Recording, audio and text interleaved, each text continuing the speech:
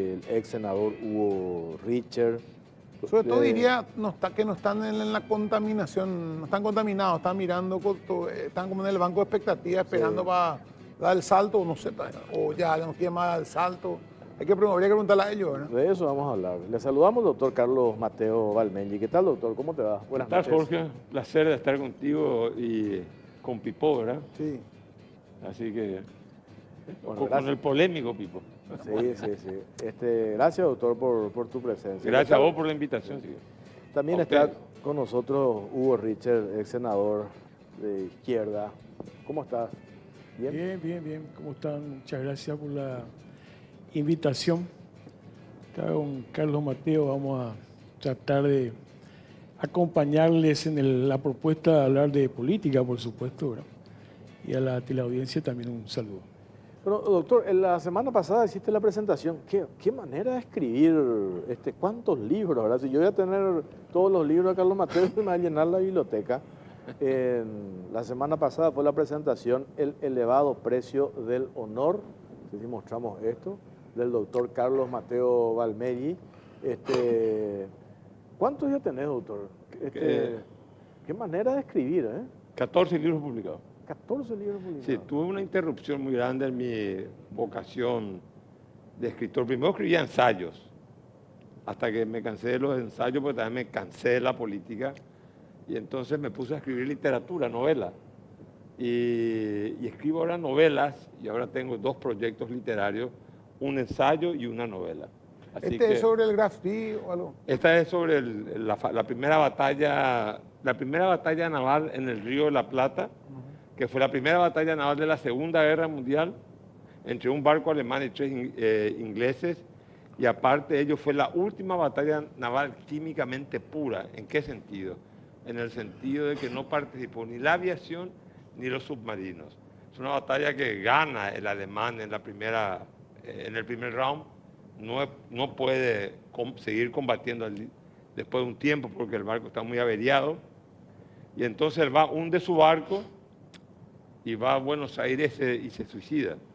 Entonces es una historia dramática, pero en donde es más importante que ese escenario apocalíptico de la batalla, es más importante la decisión de él, del suicidio y la biografía de él. Entonces es un libro que me costó escribirlo, y tú sabes, paso porque había que aprender de temas de marina, de barcos, de técnica, en fin, una serie de cuestiones, pero me da mucha satisfacción que este héroe alemán esté con vida. A mí me dicen una vez que, esto entre paréntesis, una vez que arrancás de tener la disciplina de escribir, ya sos constante. Yo siempre digo, de todos esos trabajos de investigación en 30 años de periodismo en diferentes medios, el amigo Augusto Santos me dice, si vos eras argentino ya tenías una cantidad, ¿verdad? Y siempre uno dice, quiero arrancar, tengo esta historia, quiero contar, pero te sentás y siempre hay alguna excusa para cortar, doctor. Por eso yo te admiro tu disciplina, ¿verdad? Tenés que tener disciplina en medio de tus actividades, tenés que dedicarte a esto. Y tenés que escribir sábado, domingo y feriados. Y cuando yo por lo general trato de organizar, yo soy muy organizado y trato de optimizar mi tiempo. Entonces trato de dejar, si es posible, viernes de tarde y fines de semana para la escritura. Qué bueno. Bueno, arrancamos Hugo Richter. ¿Cómo vemos hoy la política? Digo yo, qué contaminado. Pipo decía, no están contaminados. Ustedes están mirando siempre, cuando les escuchamos hablar, a veces coincidimos, a veces no, por posiciones ideológicas, pero siempre una mirada no tan radical y siempre adecuada a lo que vivimos, ¿verdad? Hoy como que todo está tan contaminado y algunos nos pintan un escenario catastrófico, nos dicen, hay señales de que estamos avasallando las instituciones, nos hablan de la dictadura, preocupa las mayorías en el Parlamento, en diputados, en el Senado, algunos dicen eso no es positivo, no hay debate, pero sin embargo eso fue el resultado de unas elecciones democráticas. ¿Cómo hoy miramos, hoy desde afuera, Hugo Richard, la política en general, ¿cómo estás viendo? Mira, tratando de... Es una pregunta general, ¿verdad? Hablamos también de un deterioro de las democracias liberales en el mundo hoy día. No solamente acá, en Europa, en los Estados Unidos, en la Argentina, hay un deterioro. Y eso también se nota en Paraguay, en el ejercicio cotidiano de la política. Tengo un compañero que suele decir cuando caracteriza a los partidos políticos, principalmente los partidos políticos tradicionales del Paraguay. Habla de la fosilización de los partidos. O sea, la fosilización en el sentido casi de la no producción de las ideas, de las propuestas políticas. Y eso hace que nuestro debate político realmente esté muy deteriorado. Y hoy estaba viendo el otro día unas estadísticas sobre la credibilidad de las democracias en América Latina y el porcentaje de descreimiento en Paraguay es importante y es una preocupación, evidentemente, ¿verdad? Pero también lo que ocurre en los partidos políticos es resultado en gran medida de lo que ocurre en la sociedad, en el periodismo, en los medios de comunicación, en el ambiente intelectual, en varios sectores de la sociedad. Entonces, por ahí alguien te dice, ¿cómo es posible que fulano sea senador? Y bueno, pero fulano es senador porque esas son las condiciones en que se reproducen hoy día, bien o mal, las candidaturas y el apoyo a las candidaturas, ¿verdad? Pero fundamentalmente, reitero, tenemos una pobreza intelectual que se transmite en una mediocridad en el ejercicio y en el pensamiento político, por un lado. Pero eso no nos permite abordar grandes problemas que tenemos en el país, como amenaza al Estado social de derecho, a la democracia. Evidentemente el crimen organizado es una amenaza. Acá, y cuando hablo del crimen organizado, no hablo solamente del Paraguay, porque el crimen organizado es transnacional. Estoy hablando de un problema regional, de un problema internacional.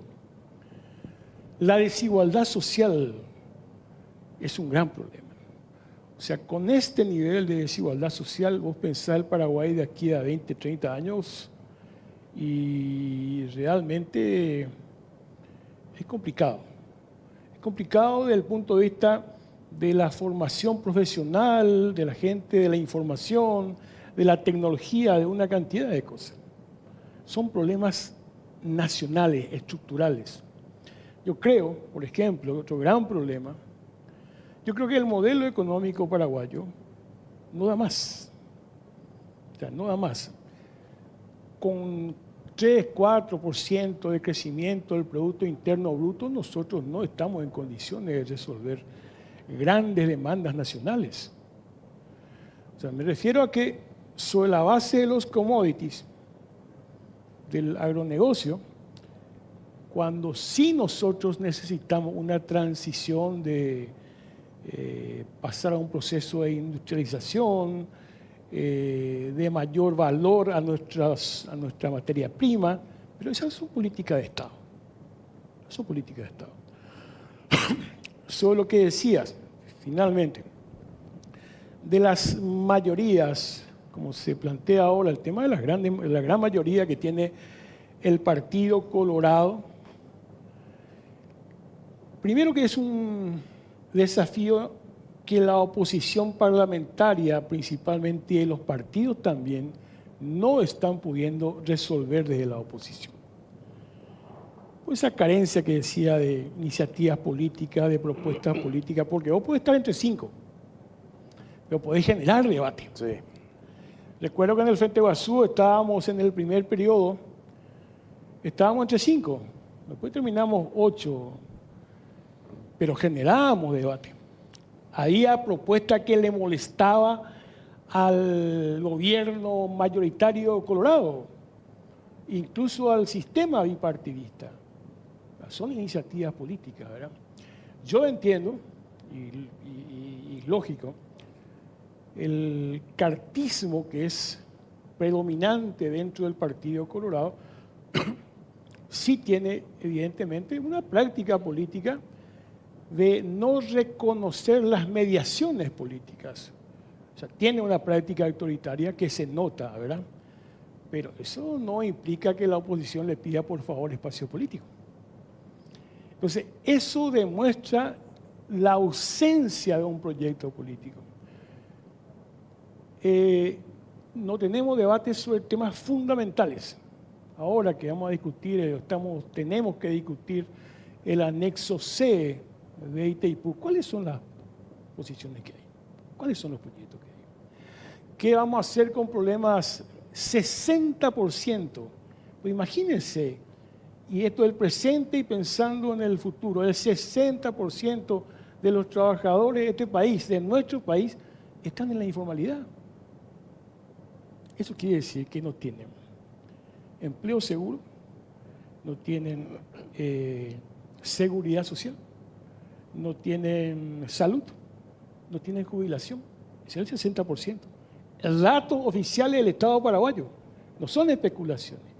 Sobre esa realidad hay que formular una propuesta nacional. Y esa propuesta nacional para derrotar al crimen organizado, el autoritarismo, para enfrentar la desigualdad social, la pobreza, para hacer una transición hacia otro modelo económico, necesitamos un gran acuerdo nacional. Ahí la pregunta, si vos estuvieras hipotéticamente hoy en el Congreso, ponele que vos estés solo, o haya entrado uno contigo, entre dos, como vos decís, ¿vos qué harías? ¿Te sentarías a hacer barricada o te buscarías ir con una propuesta y decir, aunque ustedes sean 40 y nosotros seamos 43 y nosotros seamos 2, queremos proponer esto y queremos discutir públicamente con esto con ustedes? ¿Te parece que ese es el camino? ¿Cuál es el camino? Sabes que, y lo digo creo que con cierta propiedad, en los dos periodos que estuvimos con el Frente Guazú, primero como dije entre 5, después entre 8, 7, 8, nunca hicimos barricadas nosotros. Podían criticarnos nuestras posturas políticas. Nosotros siempre hemos hablado de la necesidad de una equidad tributaria en Paraguay. Es más, creemos que así como está el sistema de recaudación del Estado paraguayo, no vamos a enfrentar el pago de intereses de la deuda, las demandas que tiene el Estado paraguayo y muchas otras cosas. Pero esa es hay que plantearlo eso. Pero no de manera aislada. Nosotros tenemos políticas muy claras sobre el tema de la necesidad de la gratuidad de la salud, que es una inversión social, una inversión pública. Pero para no citar tantas cosas, no, nosotros nunca hicimos barricadas, pero hay que enfrentarlo con propuestas. Doctor Carlos Mateo Valmeli, el Partido Liberal Radical Auténtico, vos como referente importante de ese sector, el partido de oposición más importante del Paraguay, ¿por qué hoy, incluso se habla del nuevo liberalismo, ese personalismo que se tuvo dentro del PLRA, por un lado, el efrainismo, el llanismo, eso le hizo daño al PLRA, por eso hoy está en esta situación de algunos plantean incluso refundar ese partido político? Bueno, convengamos, y en política, desde Maquiavelo, la política se mide por los resultados, por los hechos, no por los deseos que uno puede tener. Y convengamos que, llamémosle ecuación alegre, llano, así. Esa era la dicotomía que movilizó al Partido Liberal, no trajo los resultados esperados, porque el partido perdió 3 elecciones, no solo en una concertación, en una alianza con Rafael Filisola y luego con, digamos, cuando se enfrentó a Mario Abdo Benítez también en alianza electoral, o sea, alianza y concertación, encabezando el Partido Liberal, en este caso el doctor Efraín Alegre. Y el partido, digamos, los resultados fueron malos. Yo fui jefe de campaña de esas campañas electorales, que fue, dicho sea de paso, el mejor resultado electoral. Marito ganó por 2 puntos, creo. 2018. En las 2018. Eso no lo digo por jactancioso, porque creo que ahí hubo mayor compenetración, mayor síntesis dentro de la oposición. A mí me parece que al gobierno de Santiago Peña no le conviene bajo ninguna circunstancia que haya un vacío en lo que debe ser ocupado por la oposición. Porque cuando no hay oposición, la oposición le va a surgir dentro de su partido, y entonces es mejor que la oposición te haga oposición, porque cuando dentro de tu partido te hacen oposición, no te hacen oposición, te extorsionan. Entonces, si yo fuera Santiago Peña, pero él no está en el, y creo que es un error de él como presidente de la República, él no está concentrado en lo político. Creo que se tendría que concentrar en lo político. Yo sería partidario de estimular el fortalecimiento de una oposición, porque con eso, teniendo una oposición enfrente mía, me libero de la oposición que está a espaldas mías. Y para mí es peor la oposición que está a tu espalda, porque esa es la que tiene el cuchillo bajo el poncho, la que traiciona y la que después termina resultando la ecuación que sí hasta ahora le dio resultado al Partido Colorado gobierno, Partido Colorado oposición. Eso le ha dado hasta ahora, le ha dado éxito al Partido Colorado. Yo tengo mis sospechas con respecto al 2028. Yo creo que esa ecuación no va a dar resultado, y creo que así como la oposición tuvo una gran oportunidad en las elecciones pasadas, porque casi el 48% del electorado no votó a ANR, yo creo que esa tendencia va a crecer en el 2028, independientemente de que Peña haga buen o mal gobierno. Creo que hay un hartazgo, el sistema político que hoy se nos ofrece a la sociedad paraguaya está carente de legitimidad. Y en la percepción de la gente, la mayor responsabilidad la tiene la ANR. Los mismos colorados dicen eso, no es que sea, los mismos colorados van a votar el cambio y la alternancia. El problema es que la oposición tiene que esmerarse, esforzarse en ofrecer una oferta política, una idea programática de 4 ejes, no más que eso, y figuras creíbles. Definitivamente, si los liberales creemos, como hicimos, y yo he sido protagonista de eso, hemos hecho con la INO, hemos hecho con Efraín Alegre. Si nosotros los liberales creemos que el candidato de las entrañas del Partido Liberal es el candidato que le va a ganar al Partido Colorado, cuando hay un sector de la sociedad que no le quiere votar a ese candidato, y estamos perdidos. Entonces va a depender mucho el 2028 de la artesanía política. ¿Qué capaz serán los opositores y los liberales de poder articular un frente opositor que le dé a la gente la sensación de que se va a ganar? Estas últimas elecciones, la gente no sentía la sensación del triunfo. Por más que los medios de prensa difundían que se iba a ganar, se presentaban encuestas todas chuchas, la gente no le engañaba a la gente. Ya no se le engaña a la gente. No se le engaña a la gente porque la gente hoy tiene su propio medio para estar informada y expresa su preferencia.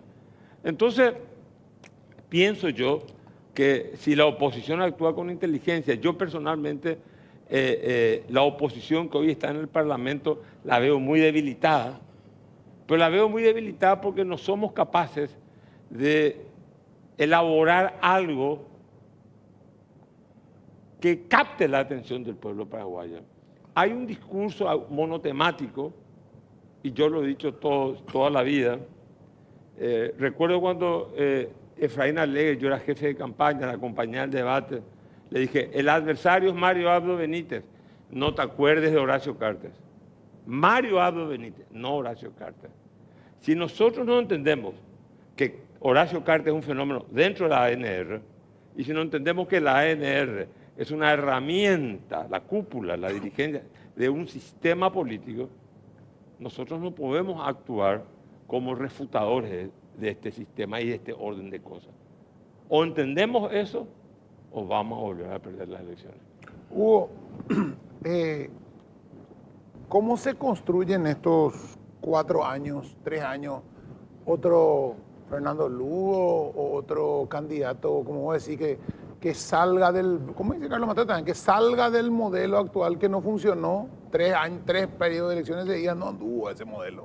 Usted le tuvieron que pedir a su base que le voten medio forzado, porque evidentemente no era fácil de vender para las bases de ustedes.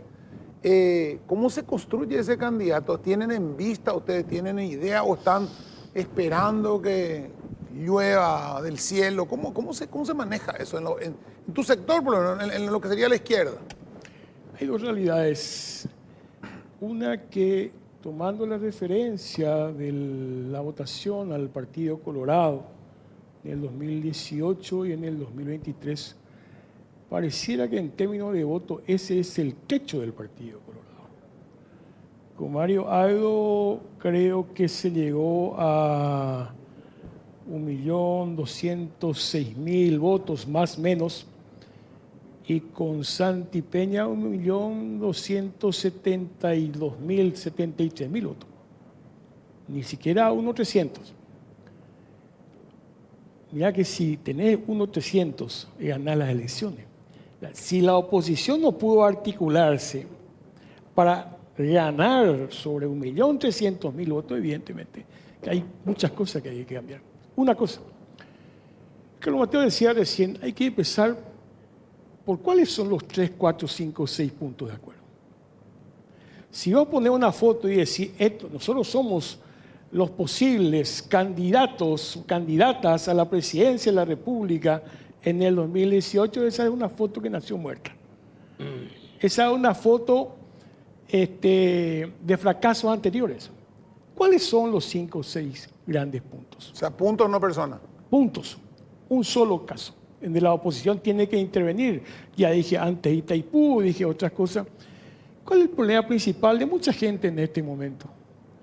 Y se habla, ustedes hablan en los medios, se habla, el encarecimiento de los productos de alimentación, lo que la gente compra principalmente en frutas y verduras. Datos oficiales del gobierno hablan de que frutas y verduras subieron aproximadamente un 40%. Es un componente fundamental de la inflación de los últimos meses. Ese es un problema que tiene mucha gente hoy. O sea, la alimentación está mucho más cara. Si la oposición entiende eso y hacemos el siguiente cálculo, en los últimos 15 años la agricultura campesina de producción de alimentos se redujo del 15% al casi 6%. Acá no se produce más alimentos. La importación de fruta y verdura en los últimos años subió a un poquito más del 60%. Destruimos lo que tenemos para comprar de afuera. Y lo de afuera es legal o ilegal, contrabando. ¿Cuál es la propuesta de la oposición? Yo creo que sí, hay que ser muy claro. Necesitamos por lo menos 1 millón de hectáreas, de tal manera que el Estado pueda incentivar con el sector privado la producción de alimentos para la agricultura campesina, de tal manera recuperar una producción razonable y un costo razonable de la alimentación de esos productos para la población. Ese debate no tenemos nosotros. Último, que hay un problema grave. Cuando yo hablo de la desigualdad, y no hablo como barricada, en manos de quién queda gran parte de la renta nacional. Hablo de renta de la riqueza producida en el país, puede ser renta de la hidroeléctrica, del sector privado, sector sojero, ganadero, de toda la renta. ¿En manos de quién está? Y está en manos de posiblemente un 10% de la población que acapara gran parte de la riqueza. El resto, compañeros, sobrevive.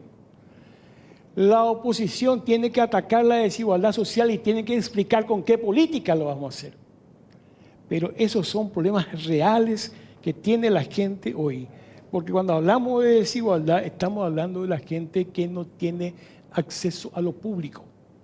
Educación, salud, trabajo, justicia social, etc.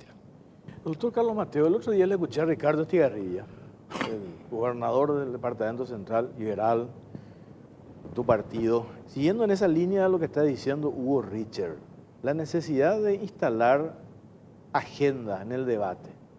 Porque hoy vemos que la representación política que está en el Parlamento es denostar contra todo lo que venga del Poder Ejecutivo, que también es válido, digo, pero se agota en eso, en pretender boicotear, en cuestionar, pero ¿qué se plantea?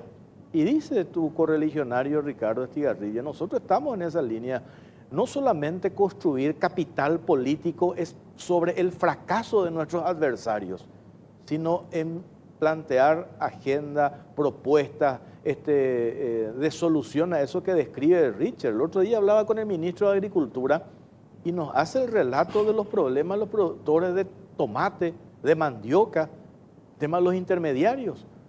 Hoy se preguntaba el ministro de Agricultura, en finca el tomate te venden en 5.000, 8.000 y acá en los supermercados te están vendiendo a 25.000 y no entendemos por qué esa ecuación. Revisar un poco más, encontrar los intermediarios que se aprovechan de los productores. Se aprovechan, le tiran precio para abajo y ellos venden acá al precio que ellos quieren.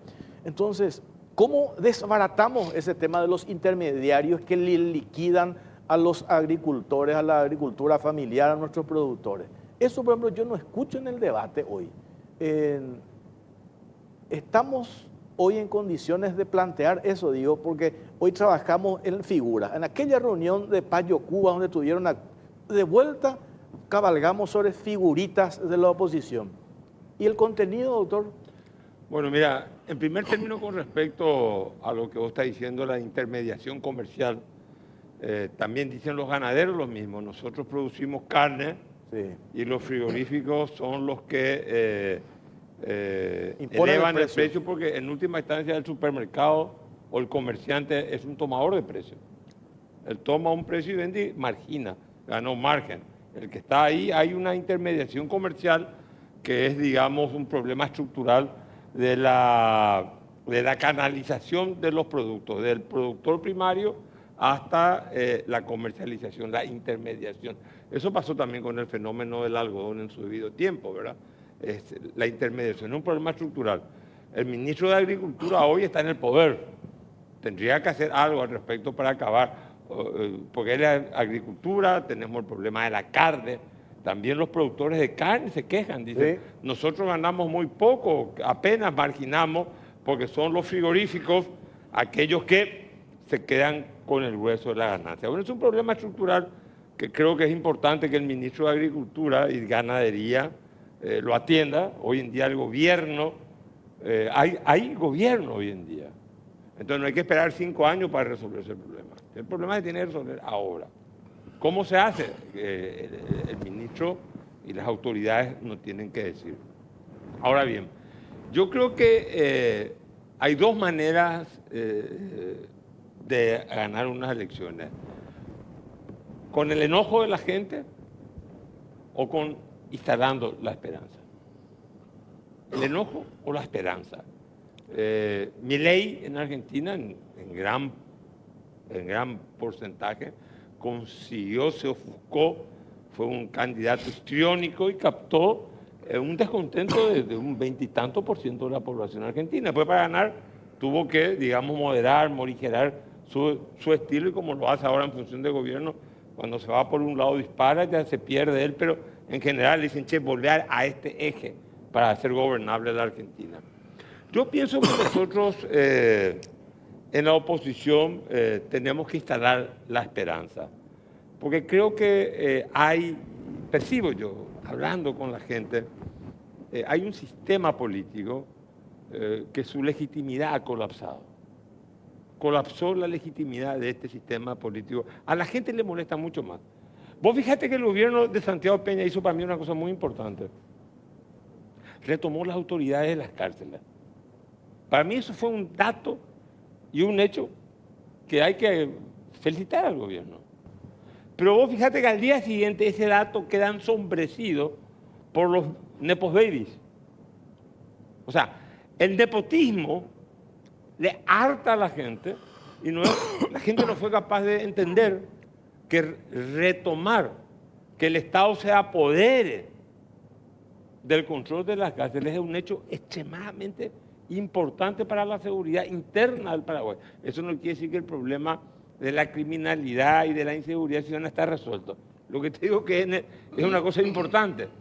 Pero el nepotismo, el abuso del derecho, vos fíjate, Katia González expulsada del Congreso de la República arbitrariamente, sin ejercer el derecho a la defensa. Nunca yo había visto un coro de gremios empresariales que protestaron por una violación de una senadora de la oposición porque no se le respetaron sus derechos. O sea, ¿qué está pasando en el Paraguay? Ya no hablo yo del Partido Colorado, voy a hablar de la oposición. Nosotros los opositores siempre tenemos una visión uterina de la política. ¿Qué es una visión uterina? Miramos desde dentro, de lo más dentro y profundo que hay. Y eso solamente nos permite vernos a nosotros mismos. No somos capaces de captar lo que la gente siente, lo que la gente espera, las nuevas expectativas sociales. Nos guste o no nos guste, el Paraguay, cuando yo fui presidente del Congreso, cuando asumió Nicanor en el 2003, la economía paraguaya ha crecido. El crecimiento de la economía paraguaya ha traído un proceso de modernización social. La mayoría del pueblo paraguayo ya no vive en el campo, en 30 años ha cambiado eso. Antes eran 30 en la ciudad, 70 en el campo, hoy es a la inversa. Tenemos una revolución digital en donde todo el mundo está conectado y nadie está controlado. Entonces hay nuevas expectativas en la sociedad paraguaya. La sociedad paraguaya se moderniza mucho más rápido de lo que se moderniza la política paraguaya. Seguimos con las prácticas de inicio de la independencia, el nepotismo, el abuso de poder, el privilegio, pero no somos capaces de modernizar el Paraguay. Tenemos una clase política. La clase política paraguaya es una clase privilegiada, pero no es una clase que tiene poder. El poder no está en el Parlamento, el poder está en los poderes fácticos. Es una clase privilegiada la clase política paraguaya. Pueden nombrar parientes, hacer esto, hacer lo otro, pero poder no tiene. Carlos Mateo, volviendo al PLRA, hoy tenés una dirigencia que pocos nuevos, muchos los mismos a lo mejor, algunos quedaron, otros están en cuarteles de invierno. Ahora vos sos un referente ahí medio, un pivote ahí que hablas con todos, creo que hablas con todos. Que hablas con todos.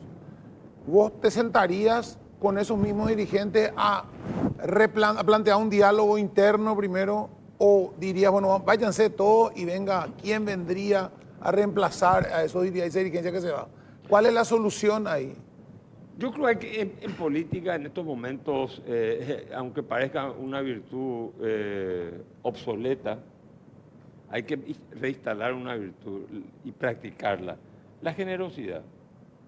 Hay veces en las que en un momento de la historia uno tiene que dar un paso al costado y decir, bueno, ya he cumplido, me voy a los cuarteles de invierno y si el partido me necesita, que me llame. Pero no estar con esa codicia, de estar siempre codiciando el poder o espacios de poder. Creo que es el momento de decirles, señores, que emerja una nueva dirigencia política. El Partido Liberal tuvo 7 candidatos, 3 candidatos en 7 elecciones. El Partido Colorado tuvo en cada elección un candidato diferente. Eso es inconcebible. No habiendo reelección en Paraguay, los candidatos liberales se reeligieron para ser candidatos perdedores, pero no para ser presidente de la República. Entonces es el momento de decir, señores, por más que estemos físicamente bien y todavía biológicamente, cronológicamente no estemos tan añejos, bueno, no seamos nosotros el tapón que impida que una nueva dirigencia emerja. Dirigencia están las municipalidades, dirigencia está en las gobernaciones, dirigencia destacada quizás en el Parlamento, digo, en la Cámara de Diputados. O sea, el Partido Liberal no puede estar creyendo que la política se asocia al proceso biológico de los dirigentes. No, la política tiene otra velocidad y mi tiempo personal e histórico es totalmente diferente a los demás. Es el momento de abrir las compuertas y que surjan los nuevos dirigentes, los Alcides Rivero, los Ricardo Estigarribia, no sé, los Edgar Acosta, otra gente que hay que airear. No podemos ir siempre los mismos al frente. Hugo Richard, me tocó hablar el jueves, la semana pasada, con el presidente del Tribunal Superior de Justicia Electoral, con César Rosell. Yo no sabía, me dice que ellos van a presentar ahora en esta etapa en el Parlamento 200 puntos, 200 reformas al sistema electoral. Me parece interesante. ¿Cómo ustedes ven hoy nuestro sistema electoral? Por un lado, dicen la región, nos felicitan por la legitimidad en el resultado de las elecciones, e incluso nos copian nuestro sistema TREP, que es admirado a nivel internacional. Pero en el tema de nuestro sistema electoral hoy, nosotros pensábamos que con el voto preferencial íbamos a tener una mejor representación parlamentaria. Sin embargo, a las luces, no quiero entrar en el personalismo, pero esa mejora en la representación parlamentaria, yo creo que hoy no tenemos. En uno de mis periodos en el Congreso, no sé si fue al final del primero o al inicio del segundo, se conformó en el Senado una comisión para justamente proponer las reformas al sistema electoral paraguayo. Trabajamos 3 meses con la gente de la justicia electoral, con gente de los partidos, de la sociedad civil. Creo que surgieron 24 propuestas que están en poder del Tribunal Superior de Justicia Electoral. El sistema electoral tiene que ser perfeccionado siempre. O sea, hay que partir de esa base. Más todavía hoy con el tema de la tecnología, que tiene un impacto importante, hay muchas cosas que han cambiado. Cambió, como dijiste, el tema de la votación, del voto directo. Ahora, el sistema electoral paraguayo tiene un problema de fondo. Que podés cambiar todo lo que quieras, pero si no atacás este problema de fondo, es muy difícil lograr la representatividad y la legitimidad de los electos, aunque sean electos. El dinero. El sistema electoral paraguayo está absolutamente contaminado, es una mercancía. El que tiene mayor poder económico y, entre comillas, invierte más en la campaña electoral, invierte más en el día de las elecciones, invierte más en la compra de votos. Claro, vos después contar los votos y no hay fraude. Pero todo el proceso anterior es un proceso fraudulento. Entonces, ojalá, yo no conozco todavía cuáles son, pero hay que hacer esos cambios. Hay que controlar el dinero. Hay que controlar el dinero que se mueve alrededor de las campañas y fundamentalmente el dinero negro. Porque el crimen organizado está presente en las campañas electorales. Está presente con el prebendarismo y el clientelismo. Así es que estoy totalmente de acuerdo en que se discuta eso. Sobre la otra pregunta, quería decir una cosa sobre el PLRA, porque estamos hablando de la política en general y también de la oposición. Así como el Partido Colorado, yo creo que está vacío de contenidos. El Partido Colorado no discute, no debate políticas, no debate política de Estado, ni siquiera debate política de gobierno.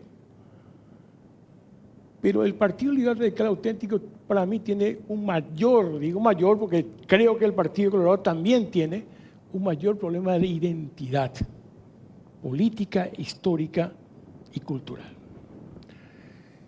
Y creo que un punto, en estos días se recordaron 12 años del golpe parlamentario contra Fernando Lugo. ¿Qué quedó 12 años después? Ya estamos hablando, mirando, ¿para qué? ¿Por qué? Yo creo que ese fue un punto de un golpe, de un disparo en el pie que se dio el propio Partido Liberal Radical Auténtico, del que hasta ahora no pudieron recuperarse. Y no hubo autocrítica tampoco, creo que no se discutió ese tema tampoco entre ustedes. No, el problema es que la autocrítica pueden ser formales. La autocrítica se debe traducir en prácticas concretas, diferentes. Yo vuelvo a lo que decía Carlos Mateo, el otro gran elemento para la construcción de ese proyecto del 2028 es justamente la confianza. Son los acuerdos y es la confianza. Si hay acuerdo, hay confianza, puede transmitir un entusiasmo a la gente que te va a votar. Pero tenés que construir las propuestas, los acuerdos y el entusiasmo. Entonces hay mucho que hacer desde ese punto de vista y es urgente hacerlo. Y termino la idea con esto. Yo insisto mucho en el nuevo modelo económico social que debe ser impulsado por un gran acuerdo político nacional para el Paraguay los próximos 30 años, los próximos 40 años. Si tu producción depende del clima y de los precios internacionales, nuestro futuro depende del clima y de los precios internacionales. Necesitamos cambiar el modelo productivo. Esa es una transición. Y de ahí quiero vincular eso que vamos a hacer nosotros con los recursos del anexo C, que podamos lograr los recursos de Itaipú. ¿Dónde vamos a invertir? El Estado va a tener una política pública a partir de un gran acuerdo político para invertir en cambiar el modelo productivo y generar trabajo. Ahí yo tengo un desacuerdo con el doctor Carlos Mateo Valmellí, porque cuando él dijo la gente vino del campo, sí, estaba, obviamente hoy día la población urbana, entre comillas, es mayor que la rural, por supuesto, totalmente de acuerdo. El problema es que el 70% de la gente que salió del campo vive en los cinturones de pobreza.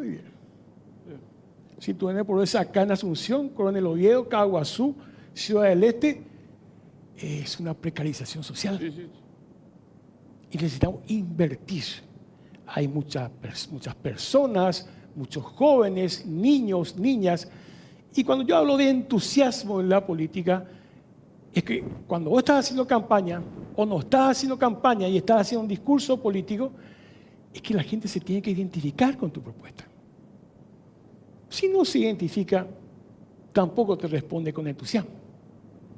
Ahí dejo la pregunta última más que hago. Yo vi que muchas veces en algunos procesos latinoamericanos han ganado candidatos que no siempre son del partido más grande, ni el partido más poderoso de la oposición. Carlos Mateo decía, nosotros no tenemos que sentirlo con los liberales, tenemos que sacar de nuestra entraña nuestro candidato. Mañana puede ser un candidato X. No es que tenemos que evitar. Yo digo no tenemos. Sí, pues digo, si vos hoy construís una candidato, vos querés candidatar, te empezás con un proyecto, empezás a hablar de ese proyecto y se empezás a salir con ese proyecto y sos tu partido, ¿cuál es? Vos tenés un partido entre Frente Guazú. Convergencia Socialista. Un partido chico, vamos a decir, un partido chico. Pero ese partido mañana puede ser, ¿por qué no puede ser apoyado por el PLRA si coincide? O mañana no va a ser apoyado por Patria Querida porque no coincide, pero no te importa porque vos no buscás el voto cautivo de Patria Querida, vos buscás el voto de la gente. Entonces, si tu propuesta es buena, no importa que sea Patria Querida o sea Colorado o sea liberal, te va a votar nomás a vos. O sea, ahí creo que está el problema en que lo que yo creo que hizo Efraín es juntar estructuras, o sea, cascarones de partidos sin proponerle nada a lo que formaban esos partidos. Entonces, sí, las cúpulas vinieron, pero no vinieron los votos. Y ahí está en vez el error, ¿verdad? Si yo voy a juntar todos los partidos que pueda coleccionar nombres de partidos, pero eso al final no son votos, no se traducen en votos. Te voy a responder de una cosa que sostengo hace mucho tiempo. La simple unidad de toda la oposición, entre comillas, no hace mayoría electoral. Podemos revisar desde 1998, el doctor Carlos Mateo se refería al 2018, ahí estuvimos todos. Sí, se perdió por 2 puntos. En el 2013 estuvieron todos menos al Frente Guazú porque salíamos nosotros del golpe parlamentario. La diferencia fue más grande, ¿verdad? Cuando Fernando Lugo ganó la presidencia de la República en el 2008, estaba el PLRA, un acuerdo importante, pero no estaban todos. Abonando lo que decís, muchas veces la propuesta, el candidato, la candidatura, el tipo de acuerdo, las fuerzas, tienen mucho más respaldo ciudadano que juntarle a todos en una unidad que no convence. Carlos. No, yo creo que el análisis es complejo en este sentido. Las veces que ganó la oposición, ganó porque el Partido Colorado, Voto Colorado, fue a la oposición. Filisola en Asunción, Yoyito Franco, Fernando Lugo, Partido Colorado dividido entre Blanco Velar y Lino Vio, porque Lino Vio, la lectura del oviedismo es dentro del Partido Colorado, no fuera del Partido Colorado. Entonces aquí hay que buscar un proyecto y buscar una candidatura que concite, que no le resulte alérgico al elector colorado. Porque por razones que tienen que ver con la matriz estatal paraguaya, el Partido Colorado es el partido más grande del Paraguay. Y muchos que se fueron a fundar o a militar en el Encuentro Nacional o en otros partidos que surgieron, tenían orígenes colorados.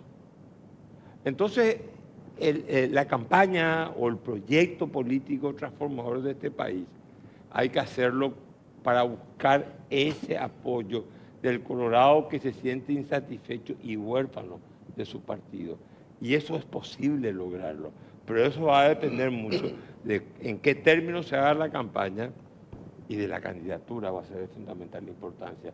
Porque el elector colorado, como los electores son en gran parte del país lastimosamente, y más todavía por este último sistema electoral, el electorado se ha prostituido. Lo que dijo él es real. El dinero corre y el dinero es un fraude previo que existe al día mismo de las elecciones. Pero también no se puede negar que ha crecido la masa crítica del electorado.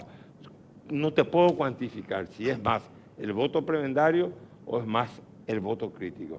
Pero yo creo que las elecciones pasadas nos demuestran que si el 58%, casi el 58%, votó oposición, quiere decir que se ha extendido el voto crítico en el Paraguay. Ahora, ¿por qué nosotros los opositores no somos capaces de beneficiarnos desde el punto de vista electoral, estoy hablando, de ese voto crítico?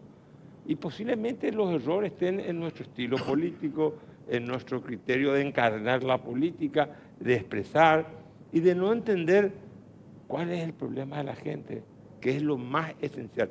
Un político que no entienda cuál es el problema de la gente, en dónde le aprieta el zapato a la gente, y no puede salir a pretender ganar una elección. Tenemos que cerrar. También me decía el presidente, que cierro con esto de la justicia electoral, en la región, inclusive comparando también con elecciones que se dieron en los países europeos, el nivel de participación en Paraguay más del 60%, a diferencia de otros países donde hay 40, 30, 50, no 60. La gente vota, se entusiasma. Por la estructura. Por la estructura. Por la estructura. Pero voto estructural. ¿Eso qué quiere decir? Que es traído el voto. Se le busca al elector. Se le busca y se le paga. Ahí está el respaldo de ahí está la estructura. El respaldo del Por dinero. eso que... pero eso yo creo que ha mitigado su importancia. Yo creo que cada vez hay mayor masa crítica en el Paraguay. Y si no creyera en que hay mayor masa crítica del elector paraguayo, entonces no puedo fundar ninguna posibilidad de triunfo de la oposición. Claro, pero ahí también mirás las últimas elecciones, los 700.000 votos de Payo. Yo no sé si había los 700.000 votos. Y tener ejemplo había estructura ahí, no sé si había estructura. Y Payo, pero Payo es el energúmeno que agarró el voto del paraguayo enojado y ofuscado. Ya fue así, 22%, 700.000 votos. ¿Te gusta o no te gusta? Ahí están. Hugo Riche, gracias por su tiempo, muy amable. Gracias a usted. Doctor Carlos Marteo, a Pipo tenés que enviarle uno de estos porque... Voy a comprar, no, voy a comprar. Que compre ese Pipo, le sobra el dinero. Sí, no, sí, es tal cual. Él necesita por esto. Tal cual, tal cual. Gracias, doctor, gracias. Nosotros hacemos una pausa. A la vuelta va a estar con nosotros Luis Fernando Bernal, titular de ESAP, para hablar de varios temas en estos 10 meses de gestión, cómo ha encarado Luis Bernal la presidencia de ESAP. Muchos problemas en esa institución, se han solucionado o no, nos cuenta detalles a la vuelta de la pausa.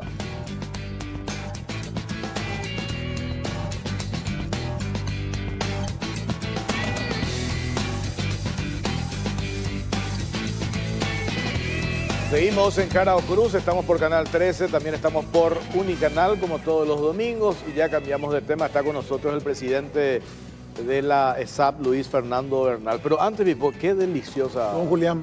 bandejita, qué Ahí a delicioso Cote Arriba bocadito. está ya comiendo la segunda bandeja por ahí, nuestro director. Sí, ¿a quién le agradecemos esto? A don Julián, por supuesto, los mejores bocaditos de Asunción ahí sobre Bruno Bullari. Bruno Bullari, todos los días, de lunes a viernes hasta las 10 de la noche pueden buscar, fin de semana, espectacular. Panadería, roticería, bocadito, lo que quieran. Espectacular, bueno. Luis Bernal, presidente de ESAP. ¿Cómo te va, presidente? Buenas noches. Muy buenas noches, Jorge, Pipón, un saludo grande a todos los televidentes. Podemos alzar tu teléfono. Pues, sin problema. Sí, Hacemos, estamos al aire. Para que se vea que Claro, sin ningún problema. televisión real. Bueno, a ver, esto le pregunto a la mayoría de los ministros, presidentes de ente. El 1 de julio, el presidente de la República, a las 8 de la noche, ya confirmó, tiene que hacer su informe de gestión, va a ser el primero ante el Parlamento. Y también yo digo, los ministros, los que están al frente de las instituciones, cuando tienen que en estos 10 meses de gestión mostrar ya resultados, cuando te preguntamos hoy, ¿qué nos contás en la ESAP? No sé, lo que vos quieras, 5 puntos así, claves que han logrado y que debe incluir el presidente Peña, por decirte, en su informe ante el Parlamento. Sí, bueno, antes que nada, Jorge, muchas gracias por el espacio. Y realmente veníamos conversando días atrás con el presidente de la República y con el vicepresidente sobre ya los logros que hemos conseguido en estos 10 meses de gestión al frente de la ESAP. La ESAP, como toda empresa estatal, como toda empresa, nosotros dependemos única y exclusivamente de los recursos que nosotros generamos en concepto, en virtud al servicio que nosotros prestamos a nuestros usuarios. Más de 350.000 usuarios a nivel país.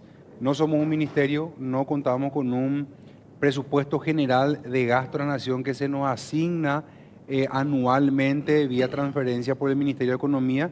Es decir que cuando llegamos al frente de la empresa el pasado 28 de agosto nos hemos propuesto como pilar fundamental aumentar la recaudación, puesto que de ahí parte todo. No contábamos con ninguna transferencia, vuelvo a repetir, por parte del gobierno del Paraguay. Entonces, como objetivo principal, ordenar la casa, eliminar los gastos superfluos, aumentar la recaudación, mejorar la gestión comercial, para que a su vez eso se traduzca nuevamente en mejores servicios que la empresa puede ofrecer a los usuarios. Empezamos eliminando estos gastos superfluos, como mencionaba recientemente. Ahí hemos obtenido un ahorro aproximadamente del 12% aproximadamente en materia de compras públicas y también en materia de recursos humanos. Y ahora que hemos hecho un anuncio hace aproximadamente 15, 20 días, de que hemos logrado un aumento significativo del 14% que no se ha dado en los últimos 5 años.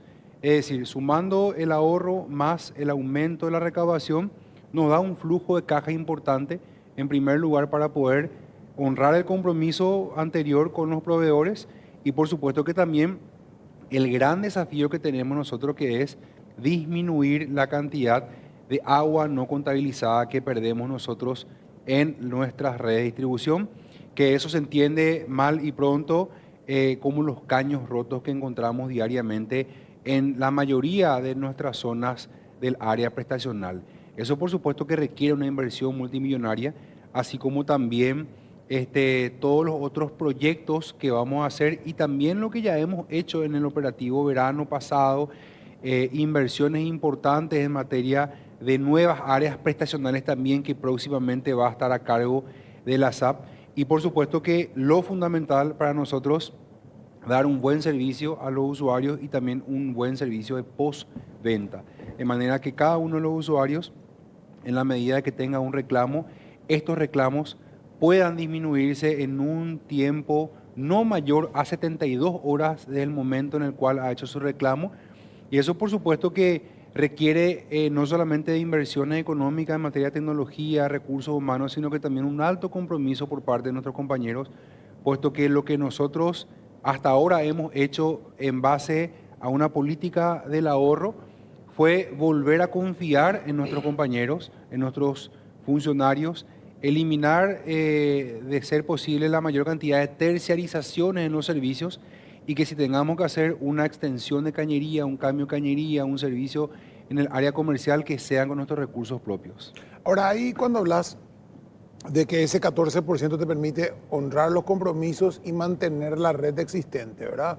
Básicamente, cuando vos ves hoy lo que tiene SAP, 350.000 usuarios, ¿cuál sería el número ideal que debería llegar a SAP de usuarios y con qué recursos se podría llegar? ¿Solamente a través de un préstamo externo o cuál sería la ingeniería que sería para poder crecer? ¿Está en los planes crecer? ¿Cuánto crecerían en los próximos 4 años así?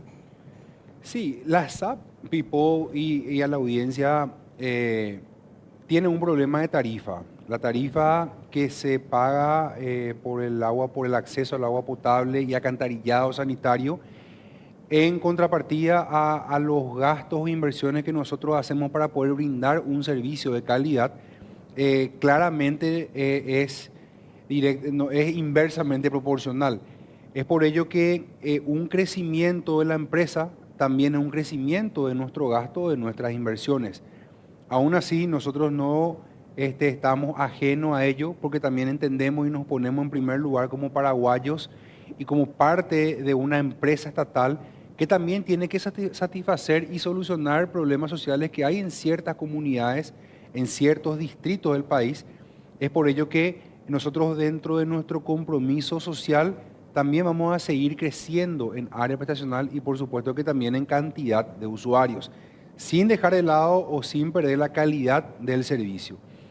Para que la SAP pueda cumplir con su fin de operación, mantenimiento e inversión, que es la máxima de cualquier empresa, poder operar, mantener y por supuesto que seguir creciendo financieramente, para que ello también sea una innovación en materia de infraestructura, tecnología, cualquier índole. Claramente nosotros encontramos que la tarifa que se cobra por el servicio prestado no es lo más rentable posible para poder hacer estas inversiones. Aún así, nosotros también quiero aclarar a la ciudadanía, porque siempre cuando hemos instalado o hemos comentado a la ciudadanía la tarifa de la SAP, que es la más baja de la región, surgieron debates de que va a aumentar la tarifa. Nosotros hemos conversado con el presidente de la República y no vamos a aumentar la tarifa de agua potable. Sí vamos a seguir con esta política de buen uso del dinero público bajo un criterio sumamente exigente a la hora de hacer las compras públicas y por supuesto que también la contratación del personal. Tampoco, Pipo y Jorge, podemos negar que también recibimos el apoyo y la asistencia por parte del gobierno del Paraguay, puesto que en el mes de abril hemos recibido una planta de tratamiento de agua residual, inversión que hizo el Estado paraguayo. Próximamente vamos a recibir la planta de agua residual en la ciudad de San Lorenzo, inversión que también está haciendo el gobierno del Paraguay. Y próximamente todo el sistema y la red de alcantarillado sanitario en la ciudad de La Maré y en la ciudad en Ciudad del Este, inversión que lo hace el Ministerio de Obras Públicas del gobierno de Paraguay. Pero muchas veces nos encontramos también a la hora de recibir estas obras que realmente traen muchísimo beneficio en materia de saneamiento. Para nosotros por parte de la SAP es fundamental contar con un alcantarillado sanitario y contar con un tratamiento de aguas negras, puesto que todo el agua que se arroja al río otra vez tiene que ser tratado por nosotros mismos. Aún así, esto tiene un costo, Pipo, que hoy en día nosotros con mucho esfuerzo estamos manteniendo. Y bueno, lo que nos queda es seguir administrando bien, es seguir eliminando la grasa donde encontramos y por supuesto que también seguir aumentando la recaudación. La SAP ha tenido asignaturas pendientes de materia comercial, puesto que nosotros hemos podido romper un récord de los últimos 5 años y estamos seguros que vamos a poder seguir creciendo de manera sostenida en los próximos meses y así que eso nos permita utilizar herramientas financieras para poder acceder a capitales que nos permitan hacer las inversiones siempre de forma responsable, para que con el aumento de la recaudación Y también, por supuesto, que ahí no quiero dejar de lado la deuda que también tienen los entes públicos con la SAP de aproximadamente 20 millones de dólares, un monto muy importante para la SAP que nos permite a nosotros poder satisfacer y brindar un servicio de calidad. Deuda que tiene el Estado con la SAP. Deuda que tienen ministerios de diferentes índoles, secretarías, empresas estatales, de los últimos 5 años, en otros casos más gobernaciones, municipios, con quien siempre estamos conversando y tratando de encontrar ese punto medio. Yo entiendo la necesidad de muchos municipios de poder articular acciones a la par nuestra, o nosotros a la par de ellos, encontrar ese punto medio, que muchas veces por nuestra agenda nosotros encontramos vicisitudes que no podemos dejar de lado, un caño roto o una pérdida en algún registro de alcantarillado nuestro. No podemos dejar de asistir, vamos nosotros con nuestros equipos, procedemos a romper el asfalto para poder hacer esta reparación, y muchas veces esto genera con los municipios algún tipo de discrepancia a la hora de poder proceder al bacheo del mismo. Es por ello que también nosotros anunciarle a la ciudadanía, Jorge y Pipo, de que vamos a proceder en los próximos meses a tener nuestro propio servicio, sistema de bacheo, de manera que nosotros mismos vamos a hacernos responsables y también así coayudarle a los municipios en encontrar calles ordenadas, calles realmente sin baches. Eso no se tiene, no es la primera vez que escucho de las administraciones de SAP el famoso sistema de bacheo. Pues es el eterno problema, presidente, vos sabés, Sí. eso, ¿verdad? Las diferencias que hay en el trabajo que hace la municipalidad y después el trabajo que tiene que hacer posteriormente la SAP. Un tema recurrente, de siempre. ¿SAP nunca tuvo eso? En su momento sí se ha procedido a un llamado de asfalto en frío, que es un sistema parecido al que vamos a utilizar ahora de forma transitoria. ¿Por qué esto, Jorge? Porque la solución final que vamos a tener nosotros es que la SAP cuente con su propia planta asfáltica. Entonces, sabemos, y también comparando y conversando con los técnicos, de que claramente contar con una planta asfáltica va a ser la solución definitiva, versus otro tipo de material asfáltico que finalmente va a ser de que ese asfalto dure unos días y en la primera lluvia vuelva a correr, y eso ya también es una experiencia personal como ex concejal de la ciudad de Asunción que conocemos en materia de pavimento asfáltico, y poder contar con una planta asfáltica va a hacer que realmente en primer lugar también nosotros hagamos lo que la ley 1614 también nos obliga, al cual también es asistir a los municipios en esta materia. Justamente le escuchaba la semana pasada al intendente de San Lorenzo, Salomón, decía, el 99% del problema de los pozos en San Lorenzo es la SAP.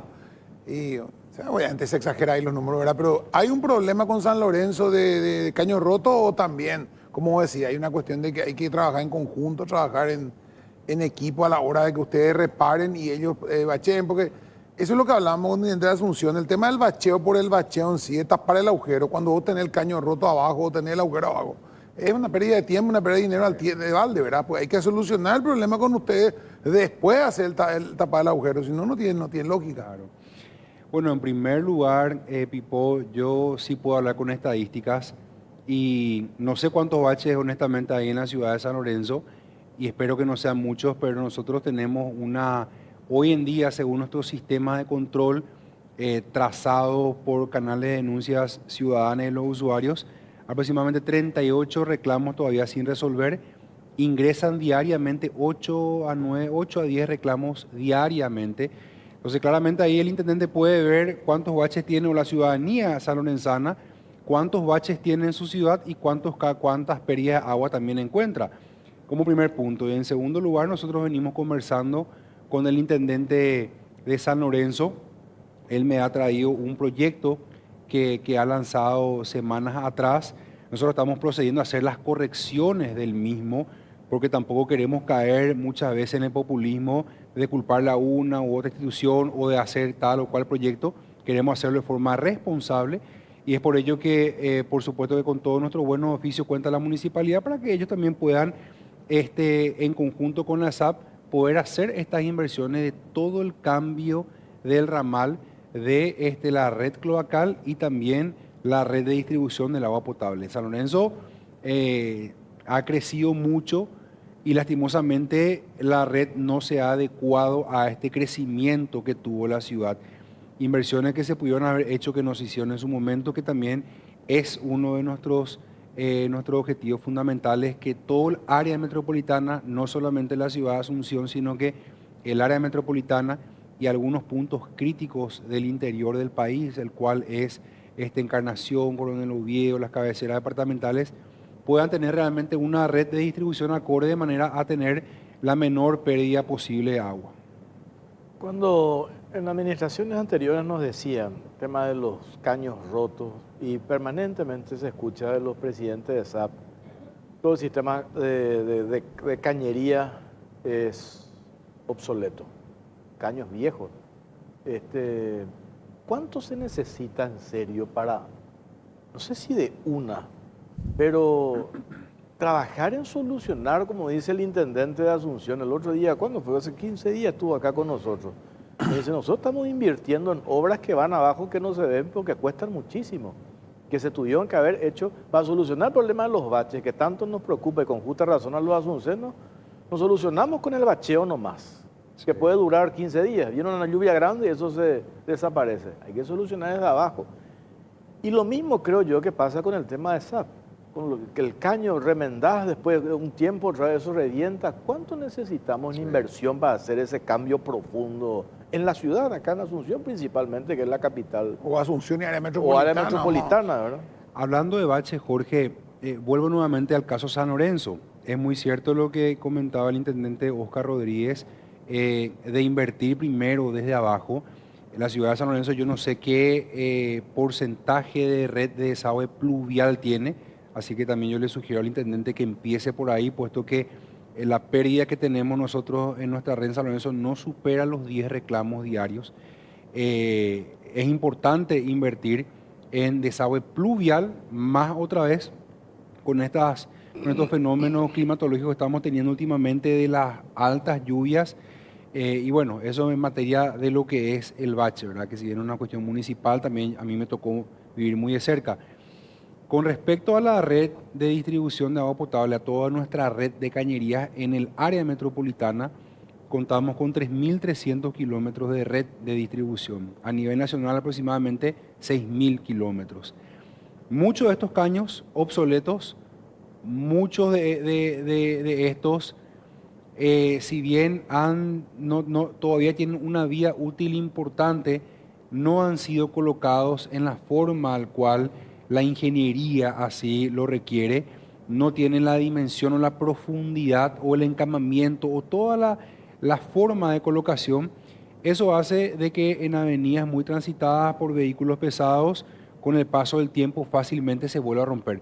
Nosotros tenemos casos de intervenciones que hacemos, que ya hemos hecho más de 200 intervenciones en un mismo ramal. Y encontramos que son caños que se han colocado, que no superan ni siquiera los 4 o 5 o 10 años. Muchos de ellos también de un material muy, muy consistente, pero que la colocación no ha sido de lo mejor.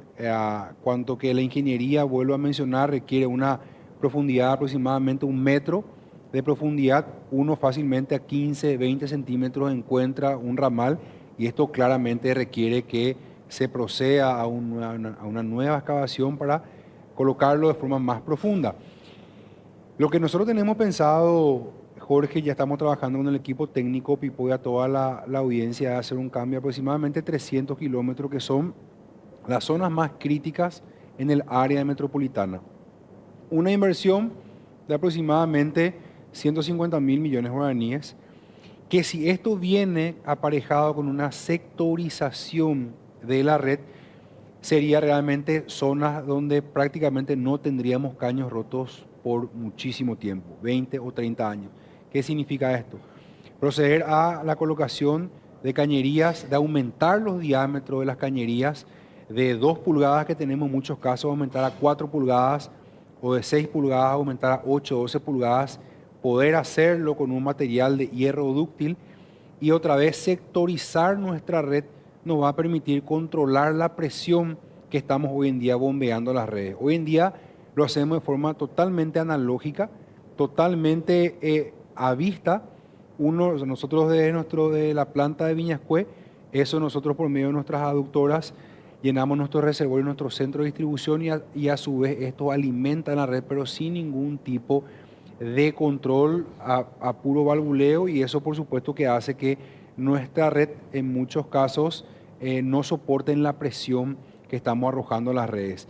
Si podemos por medio de la tecnología proceder a la sectorización, que requiere una inversión muy importante, que no se va a hacer en una o dos administraciones, sino que en ciertos periodos presidenciales más importantes, ahí sí encontraríamos una red acorde como vemos en cualquier capital del mundo, donde prácticamente el índice de agua no contabilizada no supera el 10%, o las pérdidas materiales son apenas de un 10% de los reclamos que tenemos nosotros por día, que llega solamente en área metropolitana a casi 300 reclamos a caños rotos. Luego hacer una pausa cortita, a la vuelta seguimos charlando con el presidente de la SAP. Pausa, ya venimos.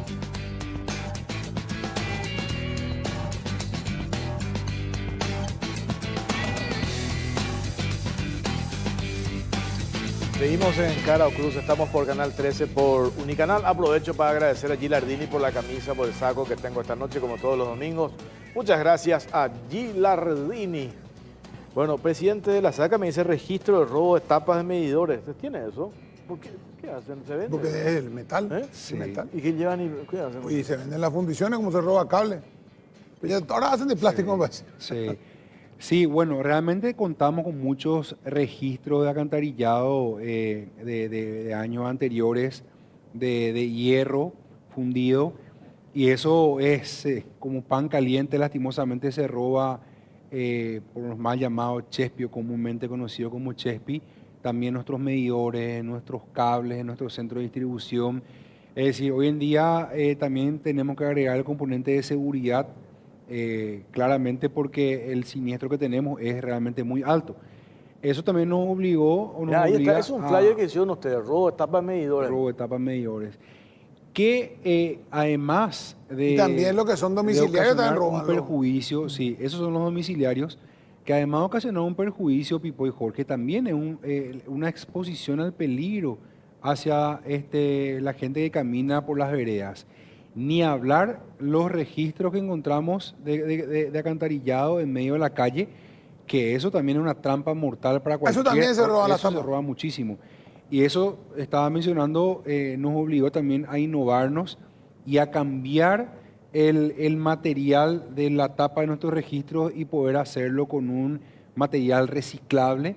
Y Ya la estamos tapa de viendo los ejemplos. registros en las calles, lo grande que es hormigón. Eso, justamente eso estamos buscando innovar. Sí, esa. Eso que se ve en pantalla. Y la próxima semana hacer una prueba de resistencia y de durabilidad. Hacerlo un plan piloto en algunos registros que ya hemos identificado que se han robado, que también los días de lluvia hacen que esto colapse y la tapa del registro vaya por otros caudales. Y bueno, poder hacerlo de un material mucho más duradero, consistente, y que por supuesto que no también presente siniestros. ¿Cómo están en materia de recursos humanos dentro de la institución, presidente? Cuando ingresé al frente de la empresa, Jorge, encontramos 2.578 funcionarios. Hoy en día no superamos los 2.000, 1.994, 93. Bueno, eso va fluctuando, tenemos jubilaciones, sumarios, nuevas también incorporaciones, de un costo aproximadamente de 15.000 millones de guaraníes mes que teníamos en el nivel 100. Hoy no superamos los 13.000 millones de guaraníes, fruto de, por supuesto, que los despidos que hemos hecho. Despido, Jorge Pipó, sin ningún tinte ni condimento político. Hicimos una reducción del personal en base a un examen exhaustivo que hicimos en materia administrativa de lo que nosotros realmente necesitamos. Encontramos que aproximadamente el 85% del personal de la SAP es administrativo y apenas el 15% es personal operativo, ya sea en el área de redes, que operan las plantas de tratamiento o que están destrancando nuestras alcantarillas, nuestro alcantarillado.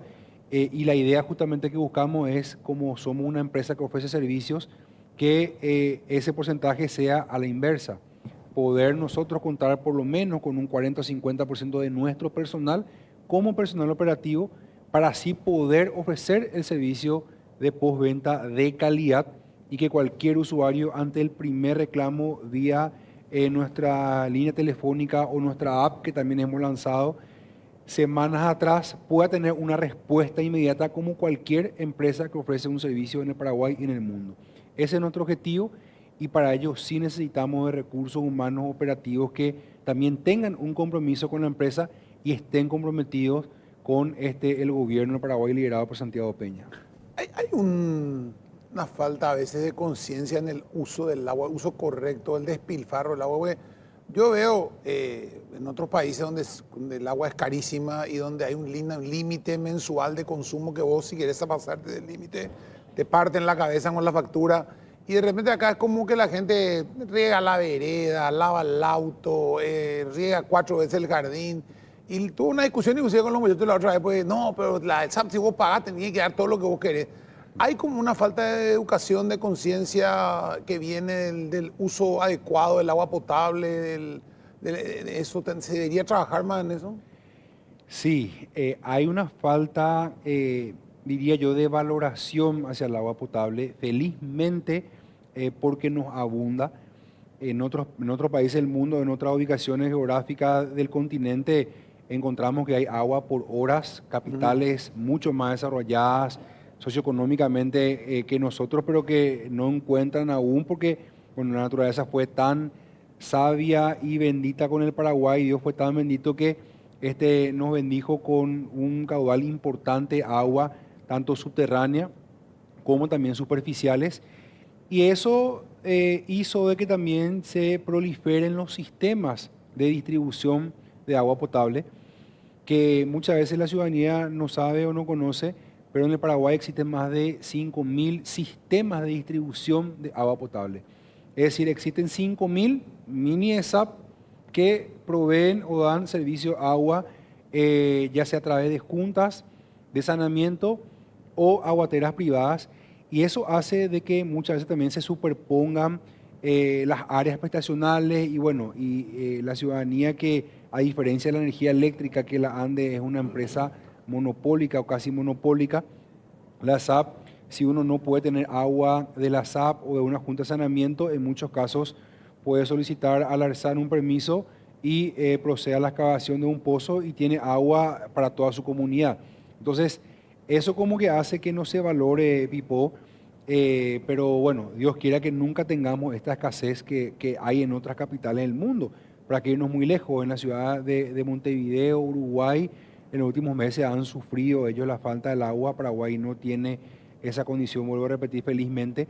Aún así, nosotros también como empresa que ofrecemos el servicio de líquido vital, sí estamos trabajando en esa valoración y como mencionaba, que el agua potable que nosotros gastamos millones y millones, miles y millones de guaraníes para poder hacer llegar al grifo de cada uno de nuestros usuarios, muchas veces ellos utilizan para cualquier otra actividad recreativa, el cual por supuesto que cada uno puede utilizar de la manera que como quiere, pero en otros países sí existen una distinción entre lo que es para consumo humano y el agua que es para uso recreativo, ya sea para lavar la ropa, para lavar el auto, para bañarle a la mascota, y en Paraguay no tenemos aún eso, que también es uno de nuestros objetivos, quizás a largo plazo, pero por lo menos dejar los cimientos, que todo el agua residual a través de nuestras plantas y de lo que también este gobierno va a inaugurar en los próximos años, podamos también nosotros utilizar nuevamente, ya sea para sistema de riego en algunos casos o también para otro tipo de uso de no consumo humano. Por último, presidente, 20 millones de dólares que dijiste que le debe el Estado. Qué bien le va a venir a la SAP. ¿Por qué no le cortan a esos ministerios? Yo el otro día me olvidé de pagar, se fue un funcionario de la SAP, me cortó el agua, desesperado me llamó mi jardinero, no cortaban el agua y revisé, había sido, pagué de la aplicación y pagué tarde, ¿verdad? Pues ya me cortaron, pues afortunadamente tengo muy buenos amigos en el SAP y rápidamente me hicieron la reconexión. La reconexión. ¿Por qué ¿Qué les dice el ministro de Economía? ¿Por qué no, ahora que hay aparentemente recursos, 20 millones de dólares, qué le hace a Carlos Fernández Baldovino? Y a usted le va a venir muy bien. A nosotros nos va a venir muy bien, a los usuarios le va a venir muy bien, Jorge. Nosotros estamos administrando de manera transparente la SAP. Muchos mis amigos ya me dicen que estoy solamente en el TikTok, en las redes, y es mi forma de administrar, Jorge. Hacerlo de forma transparente, mostrar todo, cuaderno abierto, hacerlo hasta inclusive como un reality que 24/7 se nos esté filmando y mostrando lo que estamos haciendo. Es por ello que esto no le va ni bien solamente a la SAP, sino que a los usuarios. Hemos conversado con el presidente de la República y felizmente al día siguiente ya hemos también conversado con el ministro de Economía y ya estamos trabajando dentro del Consejo de Empresas Públicas sobre una planificación en los próximos días que nos va a permitir poder cobrar por la deuda que tiene el gobierno del Paraguay con la SAP.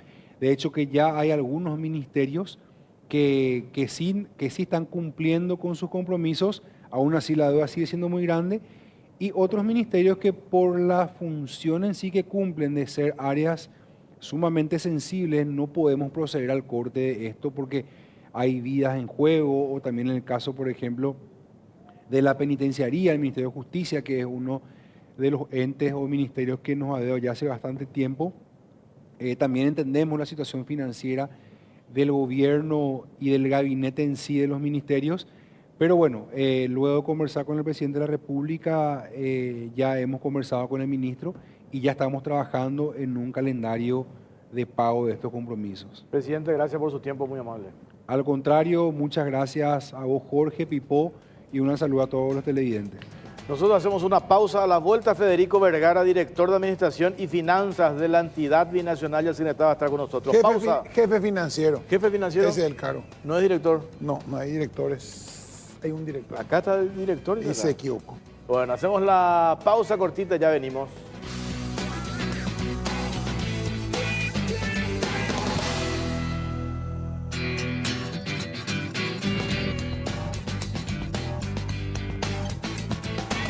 Tercer tema en Cara o Cruz, ya está con nosotros el jefe financiero paraguayo de la entidad binacional Yacyretá, Federico Vergara. ¿Cómo le va? ¿Bien?